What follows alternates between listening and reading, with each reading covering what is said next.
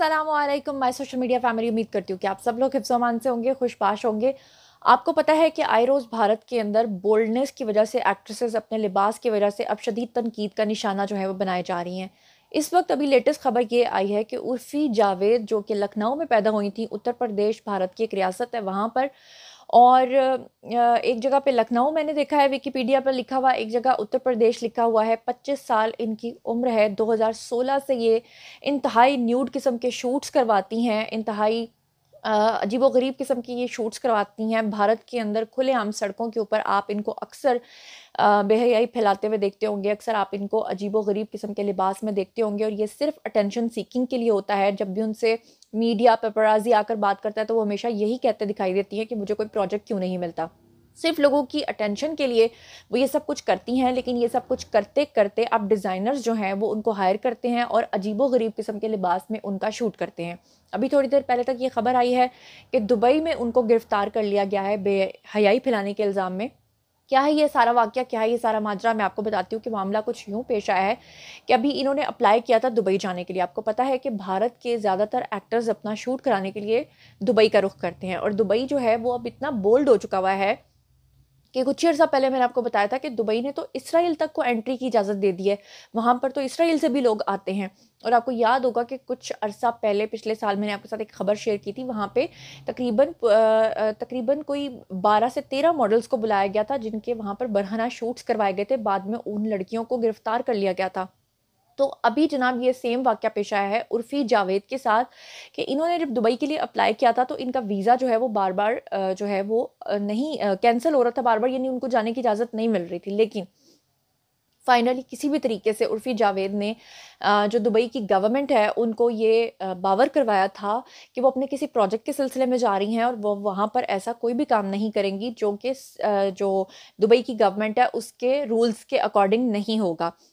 जब उनको वीज़ा मिल गया और जब वो वहाँ पर पहुँच गईं, तो उसके बाद उर्फ़ी जावेद ने ठीक वही काम किया जिससे उन्होंने कहा था कि मैं ये काम नहीं करूँगी।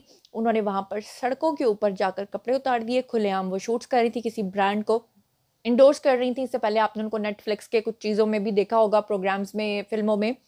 बहुत ज़्यादा काम तो मैंने उनका नहीं देखा है, लेकिन उनके लिबास की वज़ह से वो हमेशा मशहूर रहती हैं, और दुबई में जाकर वो बिल्कुल मादर-पिदर आज़ाद हो गई।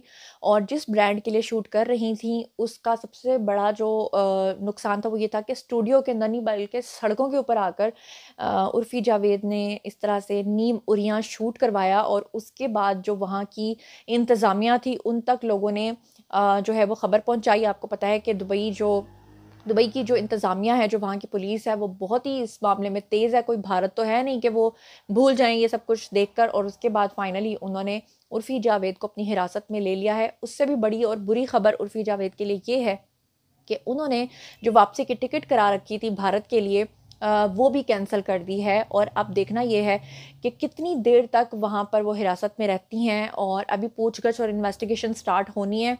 देखते ये हैं कि उर्फ़ी जावेद जो हैं वो वापस भारत आ सकेंगी या फिर अपनी सज़ा काट कर वापस आएँगी। तो ये थी अब तक की खबर जो आपके साथ शेयर करनी थी। उर्फ़ी जावेद जो हैं वो हमेशा अपने बोल्ड शूट की वज़ह से पहचानी जाती हैं। आज तक उन्होंने जितने भी कपड़े पहने हैं, लोगों को स्टन ही किया है। बात सिर्फ़ उर्फ़ी जावेद की नहीं है, बल्कि दीपिका पादुकोण भी आजकल बहुत ज़्यादा ट्रोलिंग का शिकार हैं, क्योंकि उन्होंने फ़िल्म पठान के अंदर जो कपड़े पहने हैं वो बहुत ही नामुनासिब हैं। और भारतीय जो अदाकाराएँ हैं वो इस हद तक आगे बढ़ गई हैं कि पहले हम सोचते थे कि ये सिर्फ़ भारत की हद तक महदूद है, हॉलीवुड से ये चीज़ बॉलीवुड में मुंतकिल हुई है। लेकिन अनफ़ॉर्चुनेटली ये चीज़ पाकिस्तान में भी आ गई है, और बहुत बुरे तरीके से आ गई है। हमारी एक्ट्रेसेस भी यहाँ पर खुलेआम अब इस तरह के कपड़े पहनकर घूम फिर रही हैं, और वो दिन आने वाला है, मैं देख रही हूँ वो दिन। क्योंकि हमारी अदाकाराओं को बिल्कुल भी अब ख़्याल नहीं आ रहा कि वो बिल्कुल हूबहू सेम टू सेम वही कर रही हैं जो भारतीय अदाकाराएँ कर रही हैं। ख़ास तौर पे अगर पाकिस्तान में उनको ये सब कुछ करने का मौका नहीं भी मिलता, तो बाहर के मुल्कों में जाकर वो जो अपनी इंस्टाग्राम पोस्ट लगाती हैं उसको देखकर लोग सीख-पा होते हैं। तो अब इनको अपना कोई ड्रेस कोड जो है वो बनाना पड़ेगा। पाकिस्तानी जो हमारा कल्चर है उसको देखते हुए भारत के भी अंदर भी अगर मैं देखूँ तो उनके भी बहुत कंजर्वेटिव लोग होते थे। भारतीय ख़वातीन भी जो हैं वो यहाँ तक अपना पल्लू रखती थीं। मगर वक़्त के साथ-साथ वो पल्लू तो दूर की बात है, वो मामला कहाँ का कहाँ पहुँच गया है। हॉलीवुड हालाँकि अब इन चीज़ों से निकल के वापस आ रहा है, लेकिन अनफॉर्चुनेटली भारत में और पाकिस्तान में ये बीमारी जो है वो आम हो गई है। अभी दीपिका पादुकोण के ऊपर भी एक ट्विटर के ऊपर टॉप ट्रेंड बना हुआ है कि जी कतर जब वो जाती हैं तो पूरा लिबास पहन कर जाती हैं, जबकि वो भारत के अंदर जब फिल्म पठान की शूट करती हैं तो उसमें तो अल्लाह माफ़ करे कि उनकी, मैं अब क्या कहूँ, तस्वीर आपने देख ली है।